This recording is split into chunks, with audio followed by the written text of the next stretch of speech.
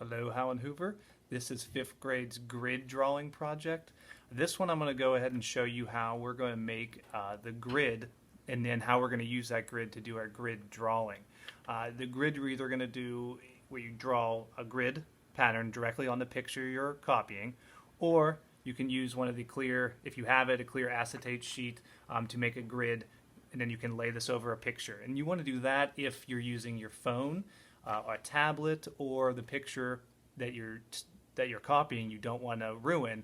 You can make one of these and lay it over top. Okay, these, if you have them. If not, I think like Office Depot, Walmart, they have them. They used to use these for the old overhead projectors where the light would come up and send it onto a screen.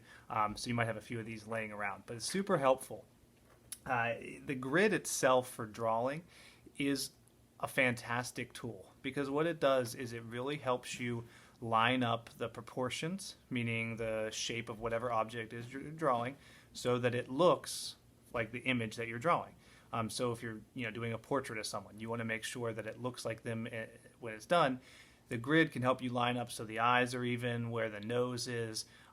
It builds our observation skills as well because the lines, we draw the individual squares of the grid, and that helps you kind of keep track of everything, and then you can use it to complete the puzzle of where your lines are going to go.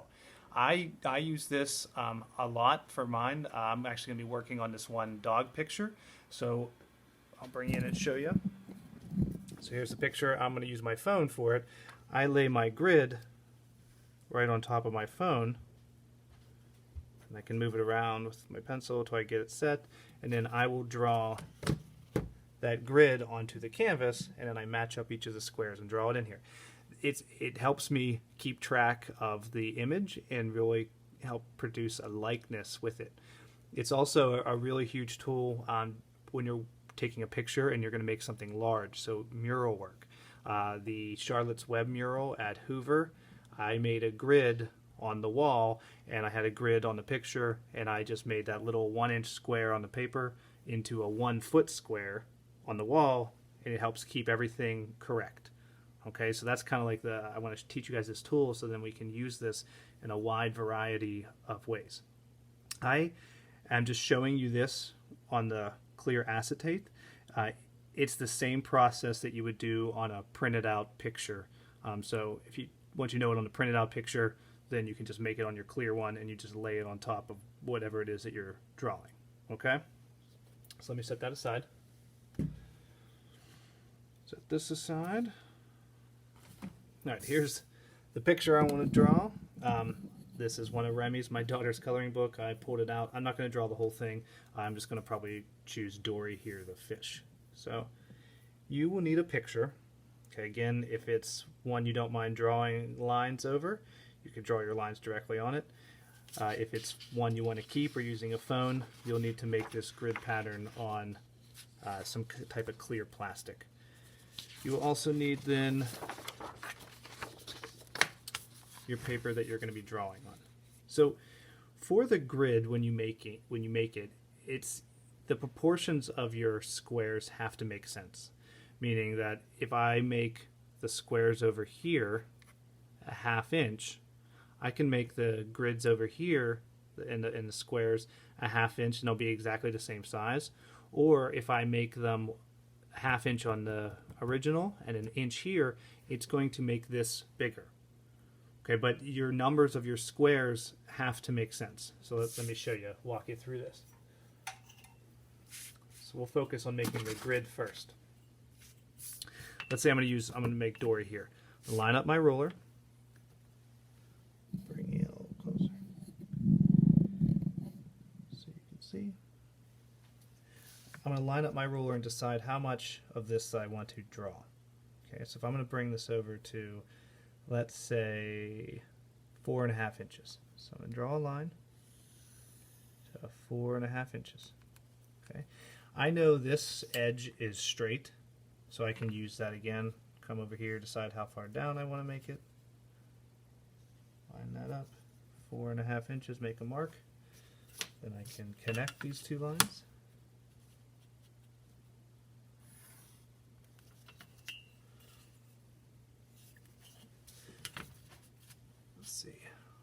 measure down to, bring this line down to 5 inches.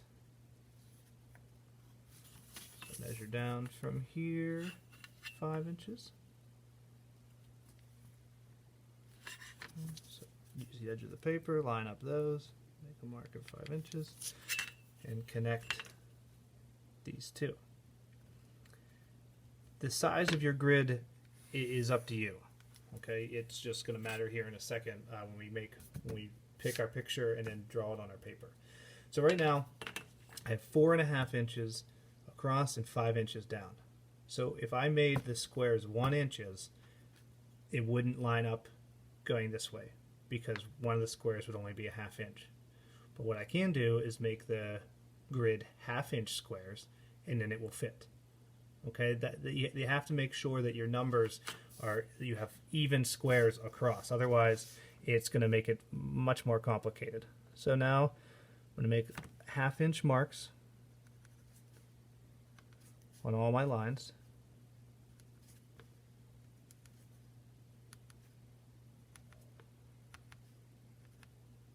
What's there?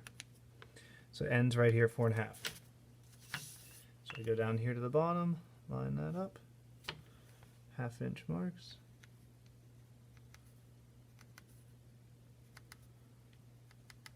So you could, if you wanted to make them like a 1/4 inch, you could. I mean, those would be teeny tiny.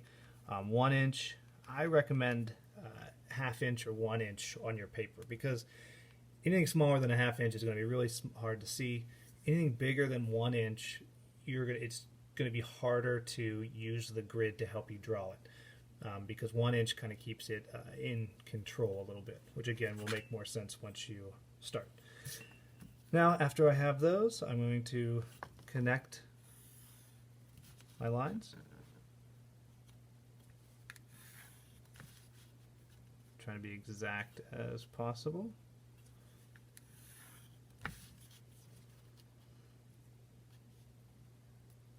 You want to keep your lines as thin as possible too, because the lines will be covering up part of your image. Now something that's a little bit simpler, like Dory here, it's not, you know, the end of the world, but if I was doing a portrait of somebody, I would want those lines to be super thin because I would need to see every detail. And if the line was covering up something important, I might struggle with that to see what's going on. And that is kind of the nice part about using the clear plastic is you could lift up the plastic at any point and see the picture without it being blocked. Okay, so now I have my lines going this way. The next step is to make 1/2 inch marks going up here. So repeat this. So like a lot of jobs and work in life, the preparation is really important. So prepping for this, it does take a little bit of time, but it's totally worth it in the end because it's really going to be a helpful tool again to draw your picture. So I connect those lines now. And after I show you how we're going to make these, we are going to have to draw the same grid onto our white paper. But before you make those squares on your white paper, you're going to need to make sure that you can fit the same amount. So that otherwise your picture is just going to get drawn right off the paper. Now it can be smaller, and then you just have like a negative space, which would be fine in this case because it would just be continued water. Alright, so I have it drawn. So now I'm going to count my squares. I'm going to shade this in so I don't get distracted. You can put tape around here if it's helpful. You can, and I'm going to kind of shade this area, but you could put tape and then label the rows and the columns if you wanted. But for mine, I'm just going to leave it like that. Okay? So I'm going to count now. I have 1, 2, 3, 4, 5, 6, 7, 8, 9. And then I have 1, 2, 3, 4, 5, 6, 7, 8, 9, 10. So 9 and 10. Now, on my paper,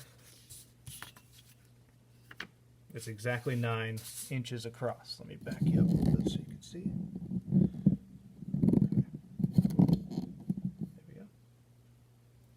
I have exactly 9 inches. 9 inches, which is perfect. So I can make 1-inch squares. And I have 10 inches going down. I believe this is 12. Perfect. So I'd have a 2-inch gap here at the bottom that I could just cut off. Okay. So on this paper now, go ahead and make a mark at 1 inch. So all of those 1/2 inch squares are going to now be 1-inch squares, and that picture is going to become bigger. Okay. Make your marks.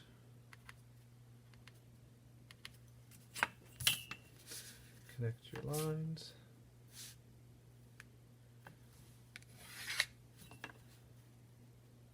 If you're doing the grid too on this paper, if you're painting, when I do my oil paintings, I'm not worried too much about the grid and pencil because the paint goes right over it. However, if you're doing a pencil drawing, you would want to make these lines as light as possible so that you could erase them or cover them up with shading. Because the last thing you would want is to see the grid on your final copy. It's kind of one of those hidden tools that you don't want to have noticeable.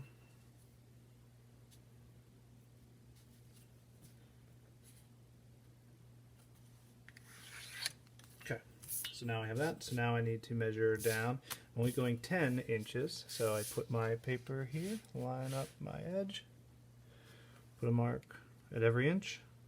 1, 2, 3, 4, 5, 6, 7, 8, 9, 10. Make sure you do the same side. Line up here.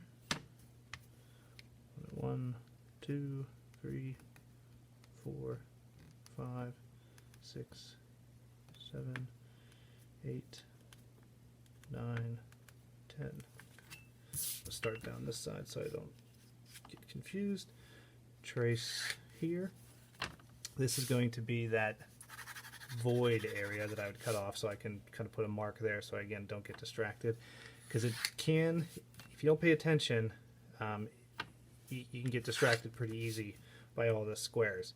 I'm always going back and forth and counting, over 3 down to making sure that I'm in the right one. And as you get more of the picture drawn, it becomes a little easier to know because your image makes sense, but when you get started, it can be a little confusing at first, especially if you have extra blank areas. Okay.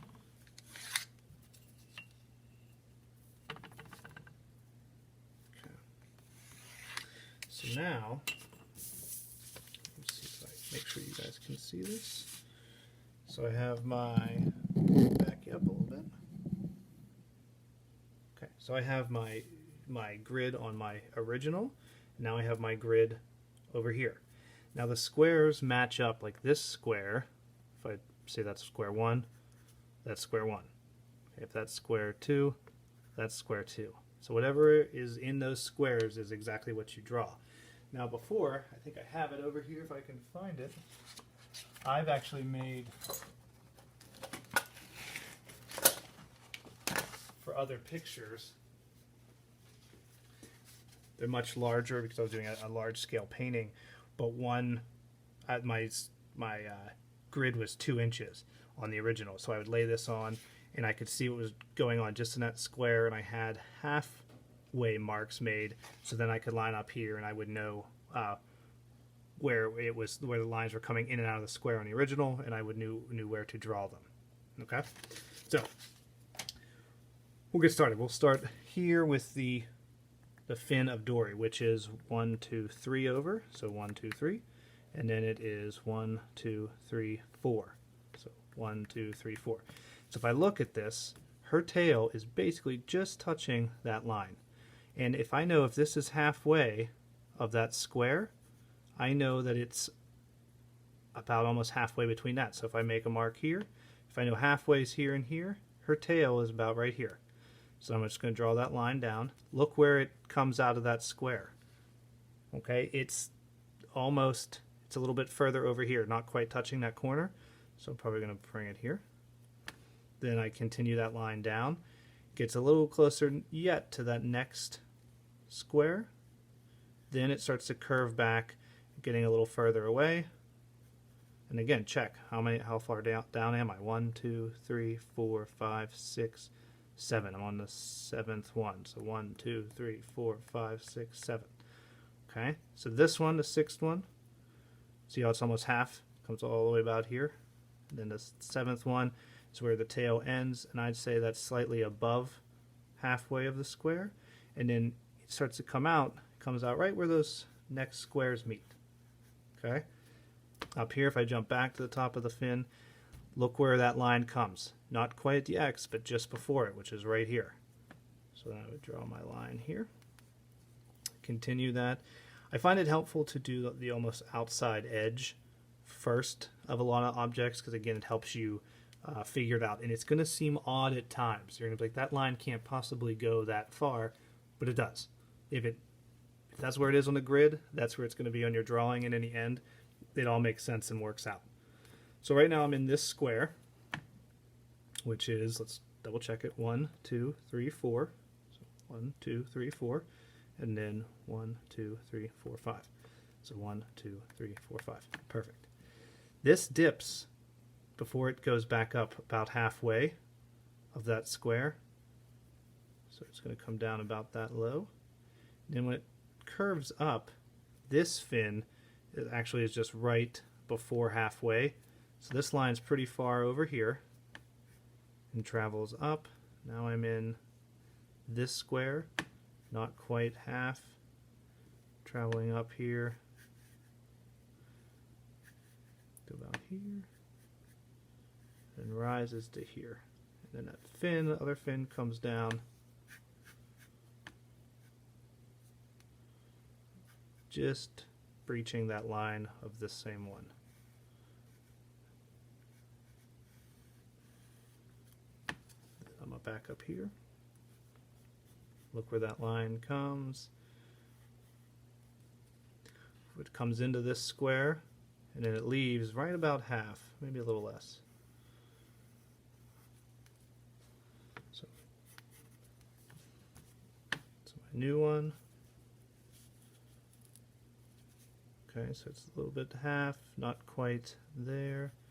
The eye now goes just out of this.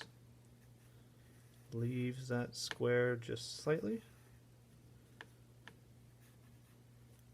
This part of the circle I'd say right about half.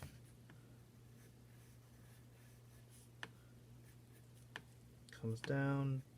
The eye comes down well below that line. And it's pretty far out. So this eye here, I'd say halfway is about here. So it's a little bit more. So I look at my drawing. I actually need... Let me get you in there, make sure. I need to bring this over a little bit more so you could check your work. So then that one's going to come here, comes down. Now the solid part of her eye. Okay, then I'm over here. Now when you start coming in, it becomes a little more confusing, but again, you want to check with information you know. Like the eyes here, they're in the same square, so I can go back to this point. I know that eye's here. This one's going to come up about that high. It leaves right about here, and it comes all the way down here into the square, so it comes pretty far, which makes sense. If you look where this eye is, if I draw a line straight over, it's all the way in the middle. If I draw a line straight over of here, it's almost a full square below. And that's where, like on your drawing, it looks really far, but it's just because it's bigger. So you've kind of made your everything's a little more exaggerated correctly, but it's just amplified because it's bigger now than the original. So that one.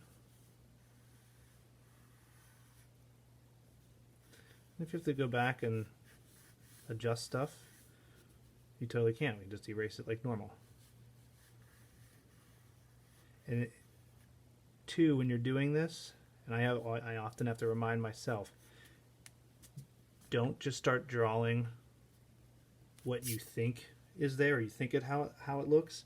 Like, meaning, don't stop using the grid once you start, because once you start, you're going to be drawing a little bit different than you would when you're just looking at it, and the two styles won't really match up. You'll be happier if you just commit to using the grid and the information, like the lines, like where it comes in and out of the squares. In the end, it really does come all together. So if I look at that line, that one comes about here. This one here. Okay, so I'll move down. We'll try to get the outline of her in. So I'm in this square. Comes out almost to the middle of her eye here and goes right through half. Then it comes down a little bit past. Then this one, I'd say right above halfway, it turns in pretty sharply and curves. Slide over so you can see it. Curves in. Now this line goes all the way across and leaves slightly higher than where it came in. This one dips, stays in that same square, comes up short of this one, and turns back.